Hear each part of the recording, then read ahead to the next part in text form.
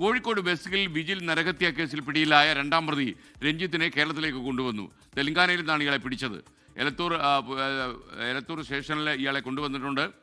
സരോവരത്തെ ചതുപ്പിൽ നിന്ന് കണ്ടെത്തിയ അസ്ഥികൾ കോഴിക്കോട് മെഡിക്കൽ കോളേജ് മോർച്ചറിയിലാണ് സൂക്ഷിച്ചിരിക്കുന്നത്. വിവരങ്ങളുമായി ദീപക് തർമ്മണം കോഴിക്കോട് നിന്ന് തത്സമയം ചേരുകയാണ്.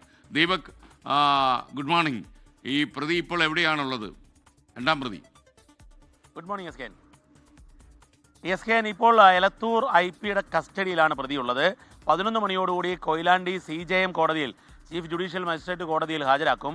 അതായത് വിജിൽ നരഹത്യാ കേസിലെ രണ്ടാം പ്രതിയാണ് രഞ്ജിത്ത്. കുന്നമംഗലം സ്വദേശിയാണ്. ആന്ധ്രയിൽ വെച്ചാണ് കോഴിക്കോട് DCP അരുൺ K. പവിത്രൻ്റെ സ്ക്വാഡ് പിടികൂടിയത്. അതിനുശേഷം അയാളെ ഇന്നലെ അർദ്ധരാത്രിയോടുകൂടി പാലക്കാട് എത്തിച്ചു. പാലക്കാട് നിന്നും ഇന്ന് പുലർച്ചയോടുകൂടിയാണ് കോഴിക്കോട് എത്തിയത്. ഏതാണ്ട് 4 മണിയോടുകൂടിയാണ് കോഴിക്കോട് എത്തിയത്. കോഴിക്കോട് എത്തിയതിനു ശേഷം അദ്ദേഹത്തെ പ്രാഥമികമായി ചോദ്യം ചെയ്തതിനു ശേഷം കോടതിയിൽ ഹാജരാക്കും. പക്ഷേ ഇന്ന് തന്നെ കസ്റ്റഡി അപേക്ഷ, പോലീസ് കസ്റ്റഡിയിൽ വിട്ടുകിട്ടാൻ വേണ്ടി കസ്റ്റഡി അപേക്ഷ സമർപ്പിക്കാനാണ് അന്വേഷണ സംഘം ഉദ്ദേശിക്കുന്നത്. ഇന്ന് വിട്ടുകിട്ടില്ലെങ്കിലും അടുത്ത ദിവസം തന്നെ വിട്ടുകിട്ടുമെന്ന് പ്രതീക്ഷിക്കുന്നു.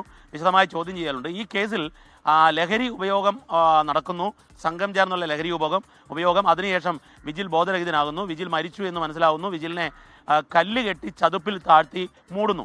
ഇതാണ് കേസ്.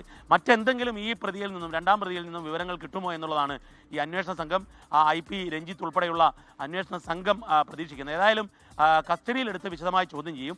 ഇതിനിടയിൽ തന്നെ DNA പരിശോധനയ്ക്ക് വേണ്ടി ഈ സാമ്പിൾ, അതായത് മൃതദേഹ അവശിഷ്ടത്തിൻ്റെ സാമ്പിൾ പരിശോധനയ്ക്ക് അയക്കണം. ഫോറൻസിക് പരിശോധന കഴിഞ്ഞ് സാമ്പിൾ വസ്തുക്കൾ നൽകണം. അതിനുശേഷം വിജിലിൻ്റെ അമ്മയുടെ രക്തസാമ്പിൾ എടുക്കാൻ വേണ്ടി കോടതിയിൽ ഹർജി സമർപ്പിക്കുകയും ചെയ്യും.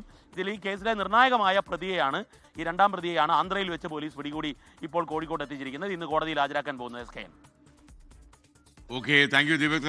ലോകത്തെവിടെയായാലും ഏത് സമയത്തും 24 വാർത്തകളും ഓഗ്മെന്റഡ് റിയാലിറ്റി പാക്കേജുകളും എക്സ്പ്ലെയിനറുകളും വിശദമായി കാണാൻ ഞങ്ങളുടെ YouTube ചാനൽ നിങ്ങൾക്ക് സബ്സ്ക്രൈബ് ചെയ്യാം.